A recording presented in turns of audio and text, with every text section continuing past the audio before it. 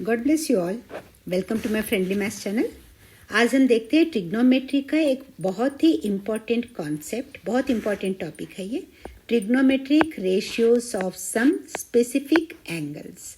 इसमें हम आज कंसीडर करते हैं 45 degree, trigonometric ratios of 45 degree.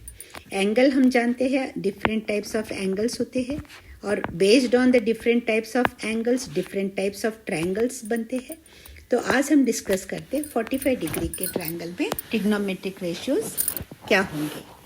तो लेट्स बिगिन विथ, हम एक ट्रायंगल ले लेते हैं, right angle triangle, triangle A B C, जो कि राइट एंगल बन रहा है बी पर। Clear everyone? इसे हम बी मान लेंगे, तो ये हो गया ए एंड ये हो गया सी। राइट, देखिए मेरा ट्रायंगल अभी परफेक्ट, वैसे मेजरमेंट वाइज परफेक्ट नहीं है, सिर्फ समझिए अभी बस। ओके, तो हम जानते हैं कि जब ये तीनों एंगल्स को जब हम ऐड करते हैं, तीन एंगल्स को, तो उसका मेजर आता है 180 डिग्री। Right everyone? तीनों एंगल्स का मेजर है 180 डिग्री। अब ये बी पर आ रहा है 90 डिग्री, तो 180 में से 90 डिग्री अगर माइनस कर ले तो बचते हैं 90 डिग्री। तो ये 90 डिग्री हमें एंगल ए और एंगल सी में दे रहे हैं। तो अगर एंगल ए में मैं 45 डिग्री का लेती हूँ एंगल ए, तो 90 में से 45 माइनस हो जाएगा और बचता है 45 डिग्री। तो ये मेजर हो जाएगा एंगल सी का। इसीलिए जब एक एंगल मैं 45 ले रही हूँ तो दूसरा भी 45 ही आएगा और ये एक आइसोसेलेस ट्रायंगल बन जाता है। अगर तो अब आज हम डिस्कस करेंगे 45 डिग्री, तो सी भी 45 डिग्री हो गया। Right everyone? तो इस तरह इसमें हमें ट्रिग्नोमेट्रिक रेशियोज किस तरह मिलेंगे। आई होप यहाँ पे कोई प्रॉब्लम नहीं है।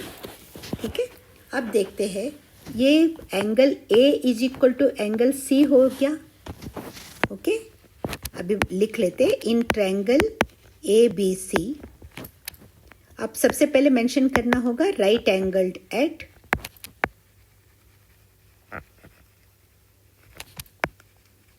right angled at B, and अगर if one angle and if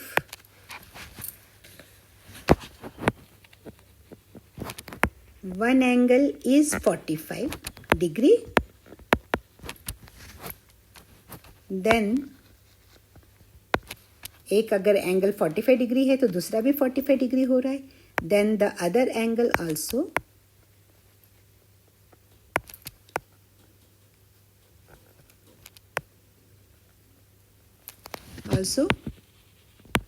will be of 45 degree. Clear everyone? क्योंकि राइट एंगल्ड इसका मीनिंग ही है 90 डिग्री।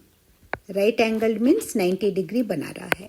तो ये मैंने यहाँ पे आपको एक्सप्लेन कर दिया है, इस बेसिस पर हम देखते हैं। Clear everyone? तो यहाँ तक क्लियर है आपको? तो अब देखते हैं आगे। अब इसमें क्या हो जाएगा, जब therefore angle A is equal to angle C। Clear? दोनों इज इक्वल टू 45 डिग्री आ गया, 45 डिग्री। ओके, अब एंगल C, ये दोनों एंगल सेम है तो इनके साइड्स अपोजिट भी सेम रहेंगे by the property of triangles. Right? तो एंगल ए का अपोजिट साइड हो जाएगा BC। तो यहाँ हम लिख सकते हैं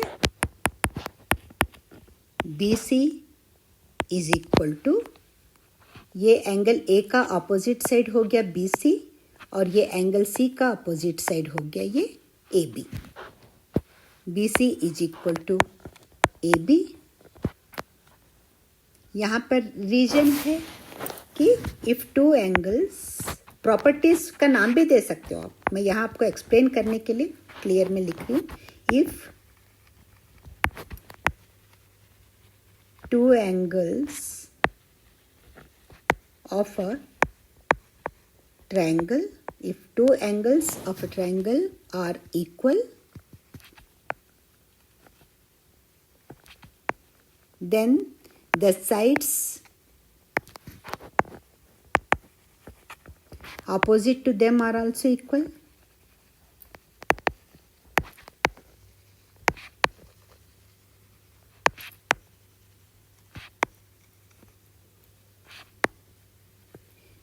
देखिए हम उनके वैल्यूज़ साइन 45 कितना होगा, कॉस 45 डिग्री कितना होगा, हमें वो बाय हार्ट तो करना ही है, याद तो रखना ही है, लेकिन कई बार एग्ज़ाम में इसको प्रूव करने के लिए दे देता है, तो इसीलिए इसका जानना भी आपको ज़रूरी है। तो ये आप साथ में पेपर पेन लेकर करते रहिए, या फिर मेरे एक्सप्लेनेशन के बाद आप प्लीज़ बिना देखे भी अपने आप भी कीजिए। तो ये जो प्रूफ्स है ये आपको टिप्स पर होने चाहिए, ठीक है। अब हम देखते हैं, लेट बी सी, अब देख रहे बी सी और ए बी सेम है हमारे पास। Let B C is equal to A, उसको बी सी का लेंथ मान लेते हैं A, then A B also will be equal to A B भी ए हो जाएगा, राइट। अगर बी सी को हमने ए मान लिया, क्योंकि अब ये दोनों लेंथ सेम आ रही है, तो ए बी भी ए हो गया और बी सी भी ए हो गया। And then by Pythagoras theorem,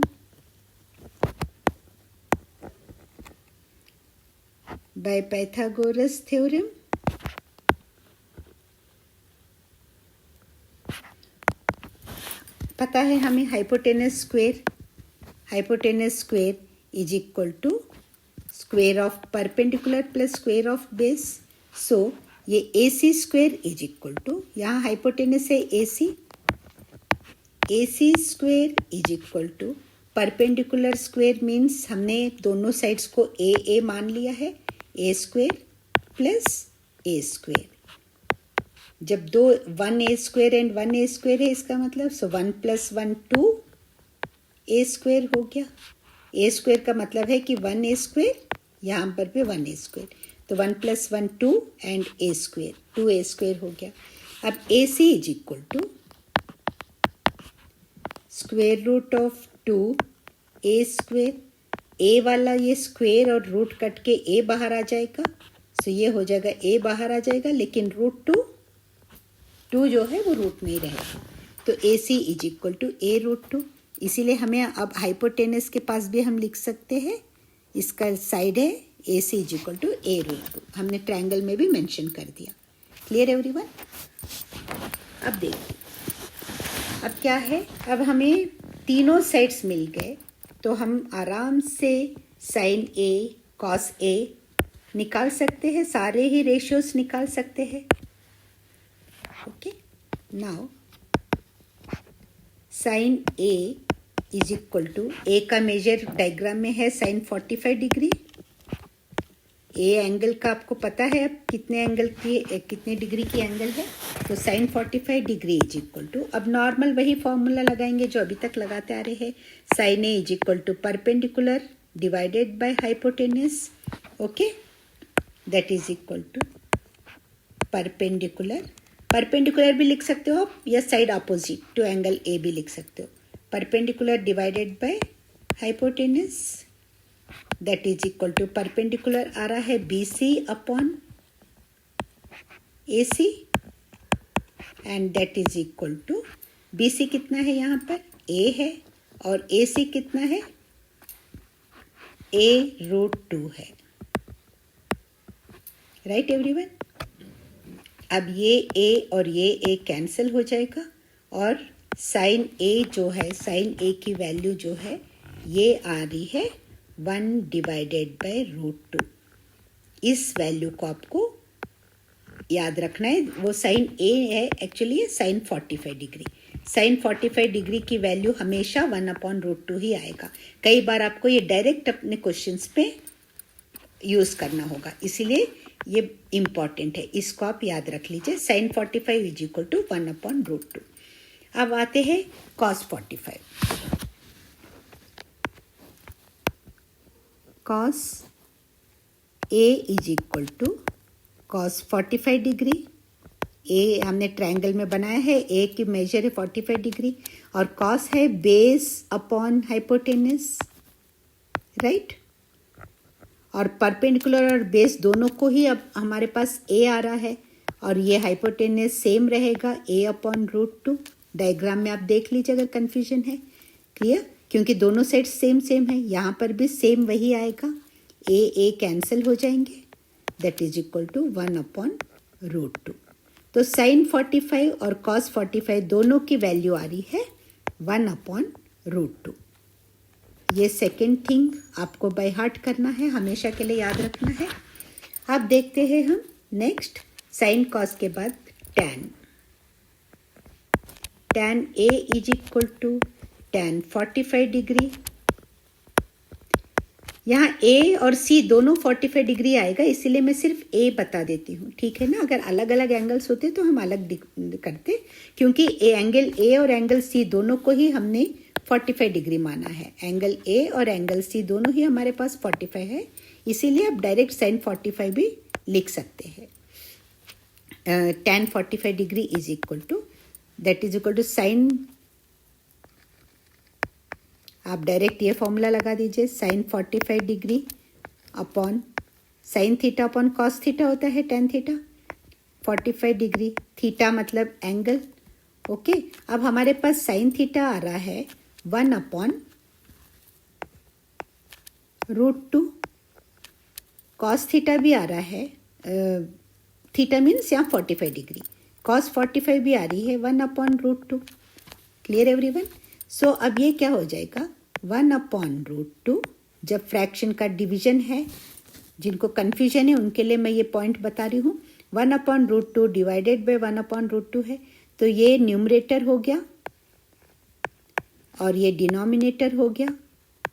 ठीक है, अब ये डिनोमिनेटर वाला क्या हो जाएगा, रेसिप्रोकल, उल्टा हो जाएगा। यहाँ साइन डिवाइडेड में नहीं रहेगा, मल्टीप्लिकेशन होके ये ये जो है 1/√2 है, तो ये √2/1 हो जाएगा। इस तरह फ्रैक्शन का डिवीजन होता है, हम लोअर क्लासेस में पढ़े हैं। अगर भूल गए हैं कोई बात नहीं, इसे एक बार रिफ्रेश कर लीजिए। ये √2 कैंसिल होके 1/1, that is equal to 1। So tan 45 degree की वैल्यू आ रही है 1। बहुत इजी है अभी तक याद रखना 45 डिग्री वाला, क्योंकि साइन 45 डिग्री कॉस 45 डिग्री 1/√2 है, tan 45 डिग्री 1 आता है, राइट। अब देखिए tan 45 डिग्री 1 आ गया है, तो मैं पहले आपको cot 45 भी बता देती हूँ। चलिए cot 45 degree, okay, that is equal to 1/tan 45 degree, ठीक है ना। और ये भी 1/tan 45 आ रहा है 1, तो 1/1 और 1/1 इज इक्वल टू 1, इसीलिए tan 45 is equal to cot 45, दोनों का ही 1 आ रहा है। अभी तक बहुत इजी है याद रखना। यहाँ आपको मैं यहाँ पे cot a is equal to लिख देती हूँ, क्योंकि sin 45 और cos 45 दोनों 1/√2 आ गया है, और tan 45 एंड cot 45 दोनों 1 आ गए, तो 6 में से 4 आपको बाय हार्ट हो गए अभी। ठीक है, बस अब सिर्फ 2 ही रहते हैं, और वो 2 भी बहुत इजी है। Let us see. अब आते हैं साइन थीटा का इन्वर्स है कोसेक थीटा, तो पहले ले लेते हैं cosec a is equal to cosec 45 degree is equal to 1/sin 45 degree होता है, राइट। और 1 का मतलब होता है 1 डिवाइडेड बाय 1। जब डिनोमिनेटर में 1 है तो इस 1 को लिख रही हूँ मैं, इस 1 को लिख रही हूँ।